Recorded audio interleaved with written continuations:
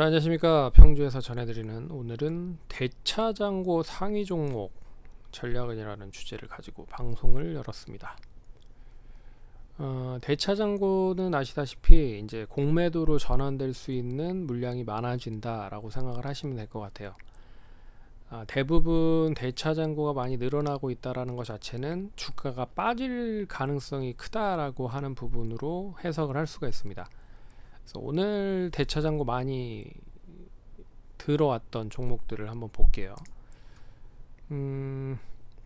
오늘 대차 거래가 많이 됐던 종목 10종목인데 먼저 코스닥 관련된 종목을 보도록 하겠습니다.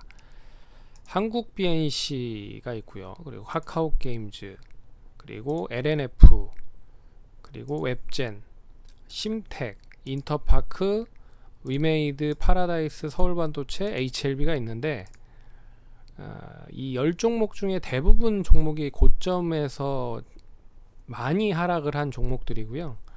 그나마 심텍 같은 경우가 52주 신고가를 계속 갱신하면서 상승을 하고 있는 종목이다. 근데 오늘 대차장고가 많이 늘어났다라는 것 자체는 이제 단기적으로 이제 공매도를 취하려고 하는 그런 투자자들이 좀 많아지고 있는 상황이다 라고 생각을 하시면 됩니다. 그래서 이게 무조건 다 뭐 공매도를 하는 거는 아니지만 그래도 이 하락을 할 수 있는 가능성이 큰 지표라고 생각을 하시면 될 것 같습니다. 근데 100%는 아니다.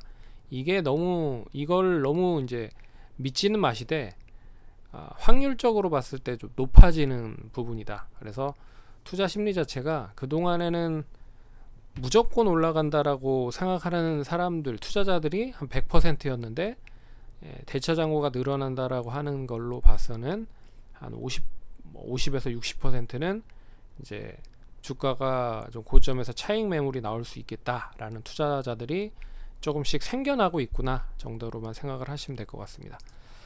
코스피도 보시면 두산중공업이 역시 가장 많은 대차장고를 보이고 있고요. 왜 그러냐면 오늘 원전 관련된 종목들이 엄청나게 많이 상승을 했죠.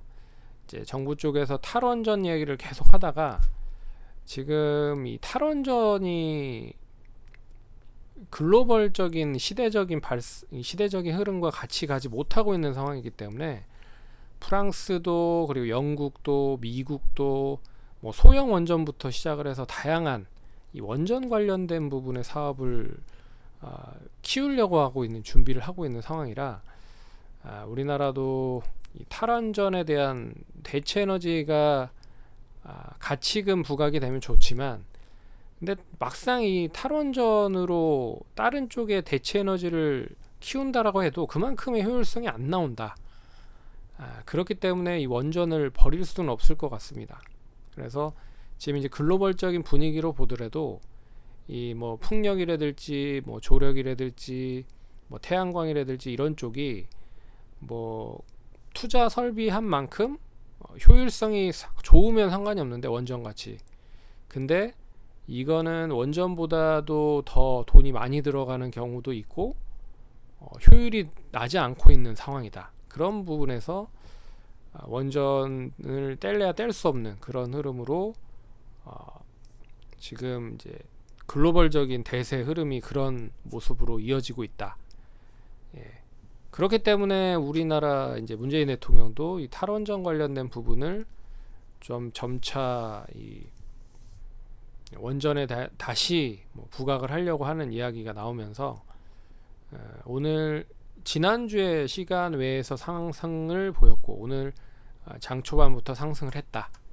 그래서 두산중공업도 보시면 다른 종목들은 그나마 이제 고점 부분에서 많이 하락을 했던 종목이고 HMM 같은 경우에 바닥권에서 이제 단기적인 바닥권에서 어느 정도 반등을 하는 상황이기 때문에 또 차익 대차장고가 늘어났다라고 보고 있고 삼성전자는 뭐 어찌됐든 늘어났습니다. 페노션도 단기적으로 많이 올랐기 때문에 늘어났고 메리츠증권도 많이 올랐기 때문에 늘어났고 대우건설도 뭐 바닥권에서 그렇게 많이 올라간 것 같지는 않은데 늘어났네요. 의리금융지주가 엄청나게 많이 올랐죠 최근에. 그래서 그리고 대한항공도 재차장고가 늘어나고 있고 LG디스플레이도 늘어나고 있다.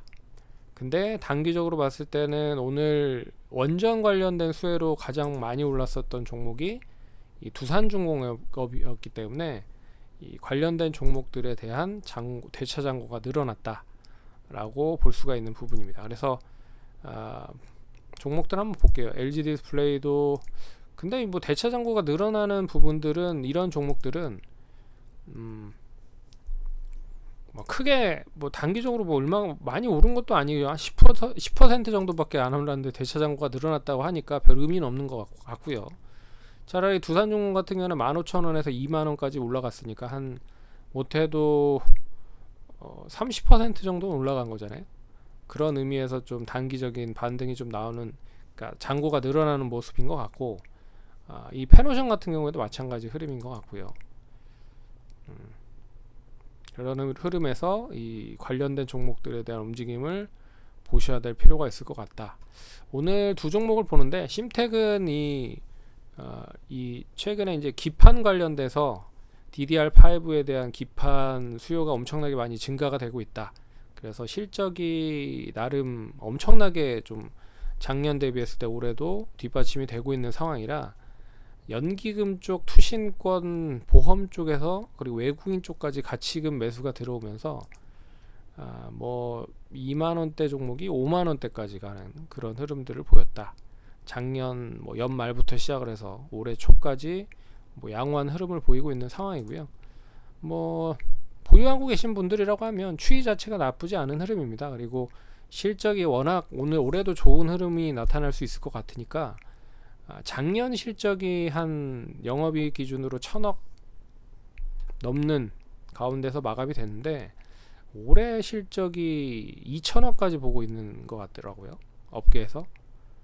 그래서 뭐 나름 실적이 4분기까지도 좋았지만 그 부분을 올해 엄청나게 좀 긍정적으로 본다라고 봤을 때는 영업이익 기준 2,000억까지도 본다.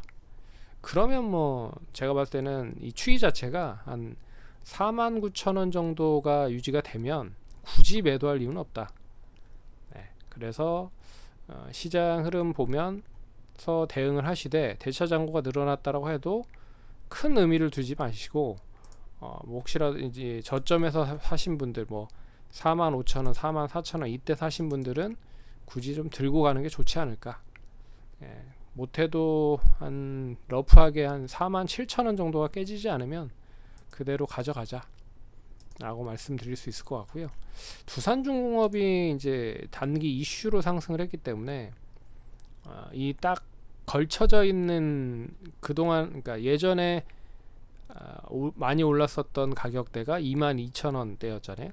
그러니까 6,000원에서 22,000원에서 양호한 지지를 받았었던 적이 있었는데 올라가는 시점에서 이게 떨어지는 시점에서 갭 메웠고 올라가는 시점에서 다시 갭을 메운 그런 흐름이 나타났다라는 부분을 보면 뭐 긍정적이다라고 볼 수가 있을 것 같고, 뭐 추이 자체는 이 원전 관련된 부분이 단기적으로 끝날 것 같지는 않으니까 한 2만원 정도 유지가 되고 못해도 19,000원 정도만 유지가 되더라도 추이 자체는 우상향을 할 가능성이 높다.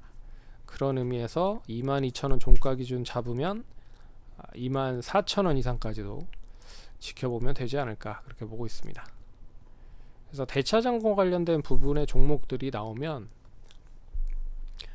일단 시가총액이 큰 종목일수록